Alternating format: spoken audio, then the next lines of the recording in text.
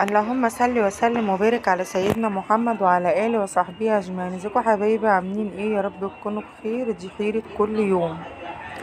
طبعا كنت محتارة اعمل اكل ايه النهارده، فالصراحة جه على بالي الكشري، والصراحة الجو برد يعني، والحاجات الجميلة دي بتنفع في الشتاء.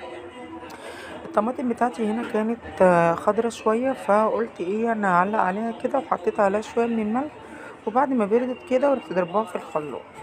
معانا بقى هنا ميه رفعناها على النار زي ما انتم شايفين، هنسلق المكرونه، وهنا بقى نحط هريسه توم. وكنا ضربنا الطماطم بتاعتنا. بسم الله الرحمن الرحيم. عايزه اقول لكم انا اول مره اعملها كده، بس كانت الصراحه جميله جدا، وكنت حاطه معاها قرن فلفل من اللي هو الاحمر دوت. والله العظيم كان طعمها جنين بجد، يعني كان طعمها حلو جدا. نحط بقى كده ربع كوبايه من الخل زي ما انتم شايفين، وبعد كده نزلنا بعصير الطماطم بتاعنا. بصوا لونها، هي كانت خضرة معايا، فاضطريت ان انا اسويها واضربها في الخلاط بعد ما بردت كده بقرن فلفل من اللي هو الاحمر دوت. طلعت معايا بالشكل اللي انتوا شايفينه ده. هنا بقى المية بتاعتي غليت، هنزل بالمكرونة بتاعتي. هندي بقى كده كام تقليبة علشان المكرونة ما تلزقش في بعضيها. لازم نقلب كده ايه يعني بتاع 5 دقايق لغاية ما المكرونة ايه تطرى شوية كده، علشان ما تلزقش في بعضيها. تمام. تعالوا بقى نشوف هنعمل ايه تاني بعد ما حطينا المكرونه بتاعتنا كده في الميه. المهم ان انت تقلبيها كويس جدا قوي كده زي ما انت شايفه، علشان ما تلزقش ببعضيها منك.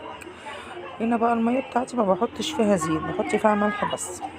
كده كنت اخدت بقى المكرونه وصفيتها، ونزلت عليها بشويه من الزيت. بصوا، حطيت عليها معلقه من الزيت وهركنها بقى. وتعالوا نعمل الرز كده مع بعض. حطينا هنا شويه من الزيت وهنحمر الشعريه بتاعتنا. العدس طبعا كنت هنا مدياله غلوه بسيطه كده، يعني يدوب غلوتين كده، ورحت طافيه عليهم وغسلاه ومصفياه، وهنزل بيه على الشعريه.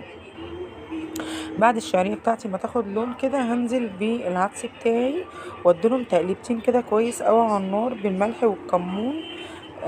صراحه يعني رائع جدا جدا لما تعملي الحركه دي. كده الشعريه بتاعتي كانت بدأت تاخد لون، ونزلت عليها بالعدس بتاعي. بسم الله. هندي بقى تقليبتين كده زي ما انتوا شايفين كده كويس قوي على النار بالكمون والملح. وبعد كده كنت غاسله الرز بتاعي، هنزل على الرز، هنزل بالرز كده. بسم الله.